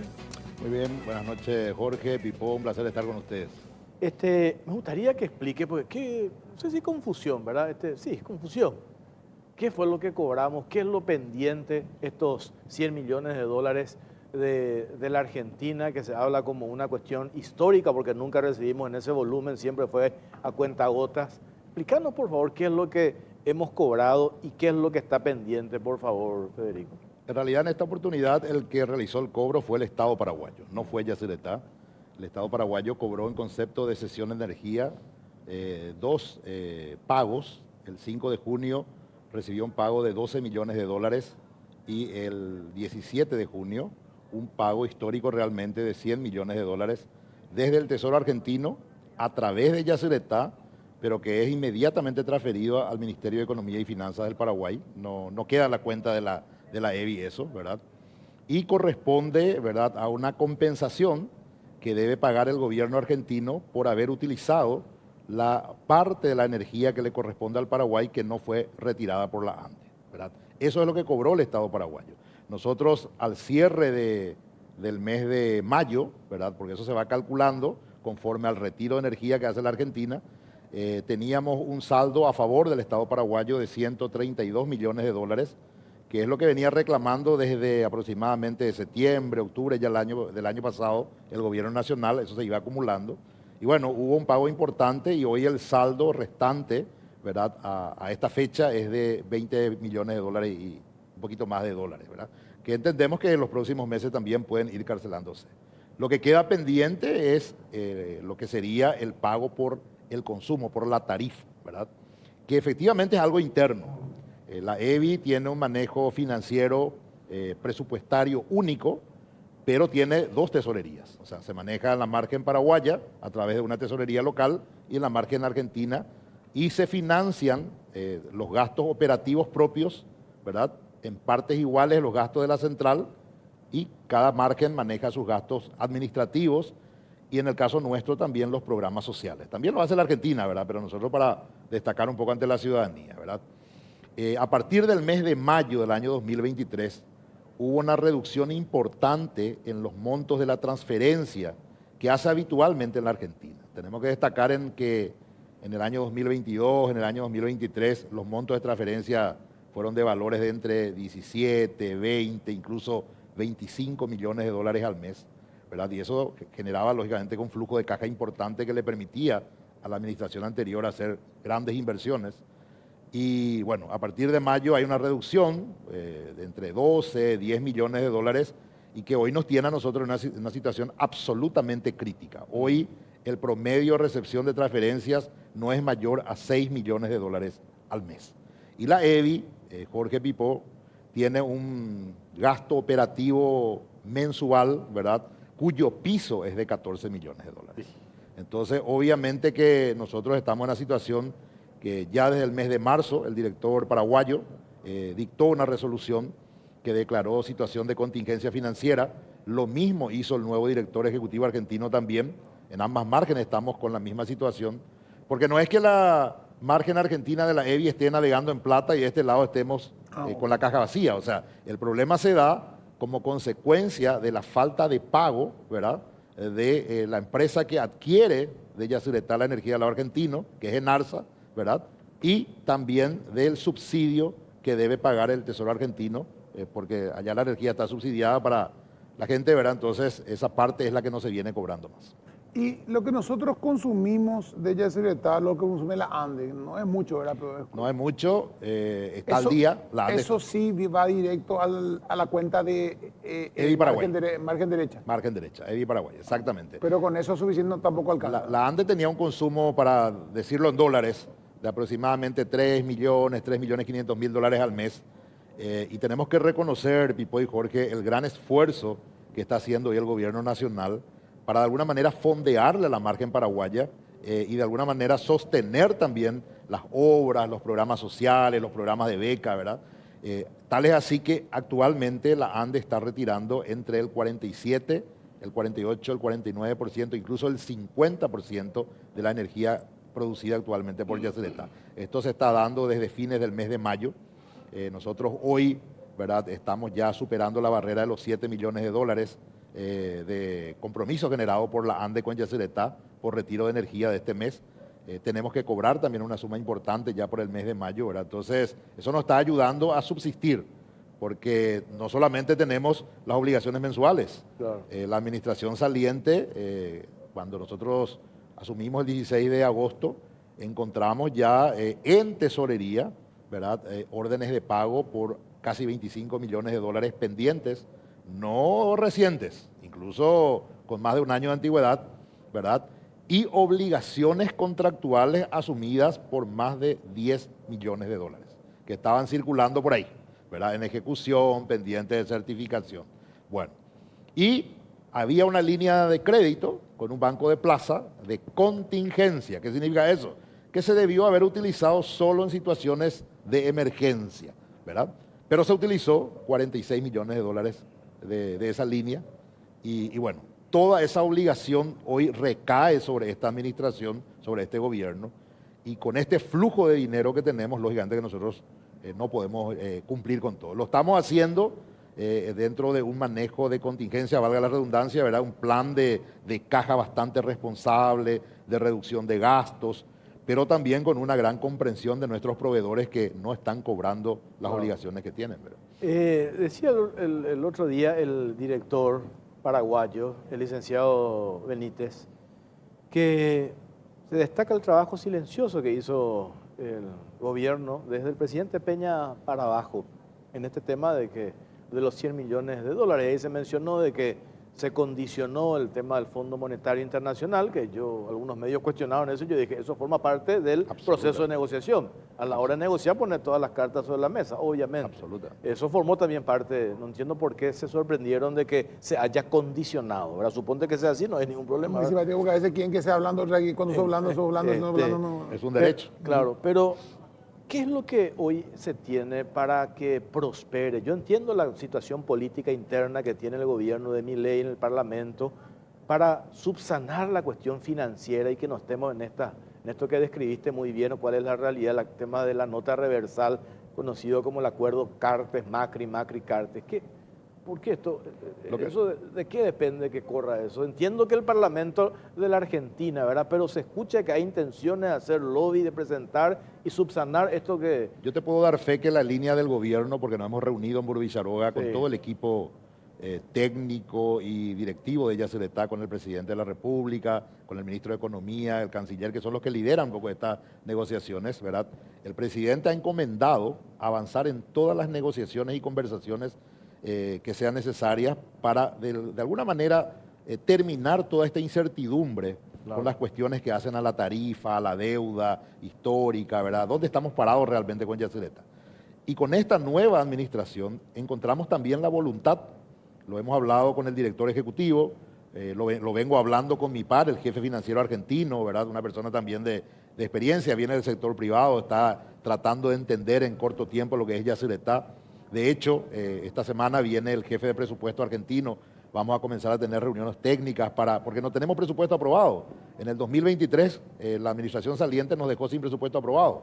Entonces tenemos que trabajar, ¿verdad? Hay mucho por discutir, ¿verdad? Ahora, yo creo que la cuestión de la reversal del 2017, lo que mediáticamente se conoce como acuerdo Macri-Cartes, ¿verdad? Es cuestión de tiempo, ¿verdad? Yo creo que ahora el gobierno argentino consiguió una ley que verá muy importante, ¿verdad? Entonces seguramente que eso estaba en los primeros lugares de la discusión legislativa, Claro. pero creo que en corto tiempo eso va a llegar al Congreso, porque también a la Argentina le interesa, ¿verdad? De alguna manera ordenar la casa, dar un fin un poco a toda esta incertidumbre financiera de Yacyretá, porque realmente es lamentable que una binacional a esta altura del campeonato no tenga una tarifa definida, o sea, que estemos emitiendo factura todos los meses a $50 por mega, pero que del lado paraguayo estemos cobrando 22,63 y del lado argentino ni siquiera sepamos a hoy cuánto es lo que se cobra, ¿verdad? Porque por el tema del subsidio, entonces realmente no podemos seguir de esta manera. Entonces creo que la decisión política y la voluntad existe, pero es una cuestión de tiempo nada más. Ahora, esa cuestión de la deuda que queda por la compra que ustedes le hacen, o sea, que le hace Enarsa y que le hace Ande, Ande no entiendo cuánto tiene deuda, pero lo que Enarsa no pagó en su momento o no se pagó todavía, ¿a cuánto asciende la deuda operativa? Esa no es la deuda, ya con el Tesoro sabemos que es 20 lo que falta, es la deuda por cesión de energía. La deuda operativa de la Argentina con la EBI, en general, entre Argentina y Paraguay, ¿cuánto le debe a la EBI en la Argentina? A la EBI, Voy a aclarar para que la gente no se confunda. Lo que está reclamando la margen derecha a la margen izquierda, o sea, para EBI Paraguay, EBI Argentina, es 92 millones de dólares. Ahora, lo que figura en la contabilidad de Yacyretá, que el Estado argentino, ¿verdad? Y Camesa sería que es la que realmente regentea todo el tema energético, le adeudan a Yacyretá, está registrado en más de 5.000 millones de dólares. Esa es la facturación. Si vamos a la situación de que no se paga un poco menos del 50%, podemos decir que se adeuda más de 2.000 millones de dólares, ¿verdad? Sin embargo, la diferencia de facturación de la ANDE no supera los 500 millones de dólares. Entonces, si vamos a hablar de deudas, porque hubo un momento en la discusión de que se quiso endilgarle al Paraguay una deuda importante con Yacyretá, y esa no es la realidad, ¿verdad? Valga la primera aclaración, Paraguay no debe por la construcción de Yacyretá a la Argentina, es Yacyretá la que le debe a la Argentina. Es cuánto le debe Yacyretá a la Argentina la que se está discutiendo, ¿verdad? Y la que se debe regularizar y determinar con claridad a través de la reversal del 2017, que para nosotros ya es ley, porque en el Paraguay ya está totalmente aprobado por el Congreso Nacional, por el gobierno. Entonces nos queda que apruebe el Congreso argentino, ¿verdad? Ahí ya sabemos que la deuda de la EBI con el Estado argentino es un poco más de 4.000 millones de dólares, ¿verdad? Y sabemos cómo se planificaba pagar y todas esas cosas. Queda a ver si se aprueba, ¿verdad?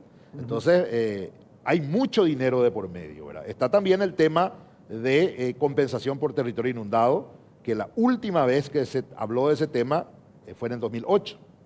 En los balances de Yacyretá figuran números muy importantes que superan los 1.500 millones de dólares ¿verdad? Que es como que está en una cuenta de orden acumulándose la deuda en beneficio del Paraguay. Ahora, cuando esos números se discutan, hay que ver, porque también Yacyretá construyó obras con cargo al gobierno paraguayo, viviendas, puentes, ¿verdad? Que se tienen que compensar, discutir, ¿verdad? Los números están sobre la mesa, el trabajo se está haciendo. Ahora, ¿cuál es la realidad? Que lo primero es lo primero. Lo primero es que Yacyretá, para salir de este embrollo en el que está, necesita cobrar por la energía que produce, por lo menos a la tarifa aceptada, ¿verdad?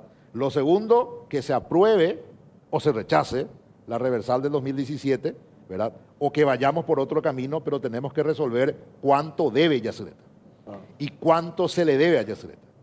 Y para que Yacyretá sea viable, tenemos que definir una tarifa. No podemos seguir en la incertidumbre. Claro, y ahí hay la pregunta de lo que Paraguay es. Vos dijiste están retirando 47% aproximadamente. Así es. ¿Va a seguir esa tendencia de retirar ese 47% ahora que ellos pusieron los 100 millones? Porque yo sé que ellos necesitan ese excedente que antes llevaban y hoy vos le estás consumiendo ya tu 50%, entonces mucho no le queda a ellos para llevar más de su mitad, ¿verdad? Y es parte de la negociación. O sea, creo que es una decisión muy inteligente del gobierno nacional de apostar, ¿verdad?, a la utilización de nuestra energía antes que mendigar. Claro.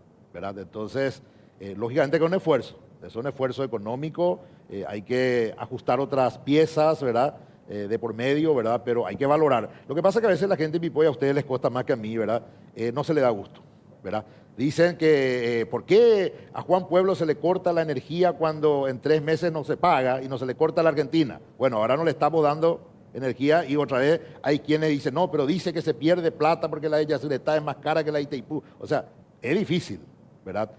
Cuando te reclaman posición firme y luego se pone sobre la negociación esa firmeza, ¿verdad? Y otra vez a la gente no le gusta, es complicado, ¿verdad? Pero desde lo que nosotros vivimos día a día, yo te puedo decir con propiedad de que la posición del presidente es firme, pero él apuesta al diálogo, a la prudencia, no a la laraca, no al escándalo, ¿verdad? Y los resultados están a la vista. Y no al chantaje también. Me preguntaban vez pasada porque un medio local, o sea, acá de la capital, es como que quiso descalificar lo que decíamos de que es la primera vez que se cobra 100 millones de dólares por cesión de energía de una sola vez. Y publicaron un tuit de un gobierno anterior donde había mencionado que se había cobrado 121 millones de dólares. Esos 121 millones de dólares que se mencionó en el 2019 en otro gobierno, ¿verdad?, hacía referencia a un cobro de 4 meses. En 4 meses lo que se logró era cobrar todo lo que la Argentina debía por cesión. Y esos pagos fraccionados sumaban 121 millones de dólares. O sea, también fue una negociación exitosa, porque hay que quitarle mérito. Pero no es lo mismo cobrar de una sola vez 121 millones de dólares a cobrar en 4 meses 121 millones de dólares. Esa nomás es la comparación que nosotros hacíamos y por eso decíamos que era un número histórico, ¿verdad? Valga la aclaración. Y ahora en agosto ustedes deberían cobrar, o sea, no ya ustedes, digamos, el Tesoro Nacional debería cobrar 20 millones más. 20 más porque esto va a ir sumando. Bueno, claro. Ahora, por ejemplo, cesión de energía no va a crecer mucho. ¿Por qué? Claro. Porque estamos retirando toda nuestra energía, ¿verdad? Claro. Entonces, si ellos no retiran nuestra energía, no hay cesión. Y esos 20 vendrían a dejar en cero la cuenta. Así es, ese es el plan. Esperemos que eso se cumpla. El mensaje también que del otro lado queda es que nosotros tenemos alternativa y plan B. No es que estamos en una situación mendicante y que dependemos única y exclusivamente de la buena voluntad. De la buena voluntad o de la coyuntura política allá en la Argentina. Nosotros también tenemos y también una estrategia. Hay una administración prudente, ¿verdad? Lo que la administración en cabeza hoy el licenciado Luis Benítez no solamente se ocupa de lo que es interno, sino está trabajando con la ANDE, con el Ministerio de Industria y Comercio, con la Cancillería, con el Ministerio de Economía, buscando otras alternativas, porque el camino que tiene que seguir Paraguay es el de colocar la energía aquí, para las industrias, para la criptomoneda, ¿verdad? Lo que sea, ¿verdad? Pero no estar, vuelvo a repetir, de esa posición mendicante de estar esperando a ver si viene o no viene la plata. La idea es que en algún momento podamos utilizar toda la energía que producimos y creo que esa es la línea del gobierno. Ahora, eso va a llevar un proceso, ¿verdad? Entonces, pero hay que trabajarlo, ¿verdad? Interín, estamos ajustando el cinturón también. No podemos nosotros seguir actuando de la misma manera que se actuó con anterioridad porque no tenemos los recursos y necesitamos de la comprensión de la gente, ¿verdad? Nos llaman gobernadores, intendentes, que esperan que Yacyretá invierta como antes, pero eso no es posible hoy. No es por falta de voluntad, sino es por falta de posibilidad económica, ¿verdad? Entonces, esperemos salir de esto en breve tiempo, ¿verdad? Pero nos es muy oportuno a nosotros que ustedes nos permitan aclarar, porque hay mucha confusión. Hay gente que cree que estos 100 millones de dólares ingresaron a las arcas de Yacyretá, y hoy me llamaban gente de Encarnación y me dice, ¿por qué no pagan por los bonos sociales, ¿verdad? ¿Por qué no pagan si ya tienen 100 millones de dólares? Y esa no es la realidad, ¿verdad? Y ahí hay una cuestión. Por último. Por último, ¿verdad? El tema de esa negociación. Justamente, ustedes tienen un montón de obras, entre ellas Añacuá. ¿Cómo queda Añacuá en este momento? ¿Está parado? ¿Está en sí de la obra? ¿Cuál es la postura argentina sobre Añacuá? Porque la nuestra sabemos que es terminar y hacer funcionar, obviamente, ¿verdad? La postura argentina también es de continuar Añacuá. Se está trabajando en la búsqueda de alternativas. Lógicamente que la alternativa que se había definido en su momento era la de financiar con recursos propios, recursos de Yacyretá. Si ese camino no es factible, se está trabajando sobre otras alternativas, que es el financiamiento externo. La cosa es que hay recursos en el mundo para eso.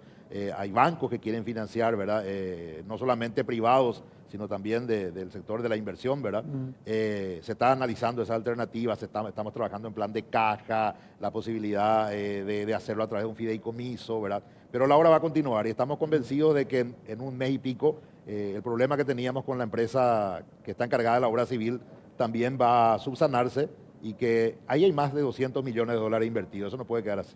O sea, es un desafío que el gobierno lo asumió y que lo va a cumplir.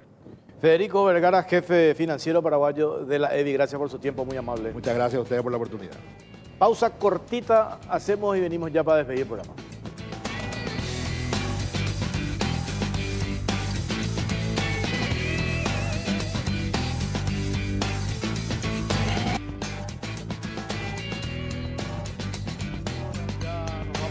Pipo, rapidísimo pasó hoy, ¿eh? Sí, señor. Mañana, Paraguay. A las 6 de la tarde.